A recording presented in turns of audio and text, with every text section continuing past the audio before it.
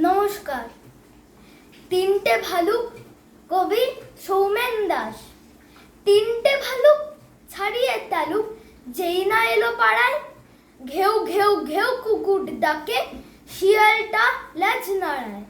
লুকিয়ে থাকা একটা বিড়াল ডাকলো যখন, বুক ফুলিয়ে কুকুর শুধায়, ইধার আয়া কিউ। ভালুক কি আর হিন্দি জানে? বুঝলো সেটাই ভুল।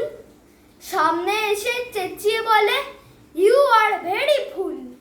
ভয় পেয়ে সব পিছিয়ে আসে, বাপরে এমন তেজ। বিড়াল বলে, ভালুকগুলো নির্ঘাত ইংরেজ। ইংরাজি তো বিশ্ব ভাষা, জানায় বুনো ঘোড়া। বলতে পারে সব মানুষই, আমিও থোড়া থোড়া। কোন দেশে এই ভালুকগুলো, কোথায় এদের ঘর? শিয়াল বলে, উপায় আছে, একটু সবুর কর।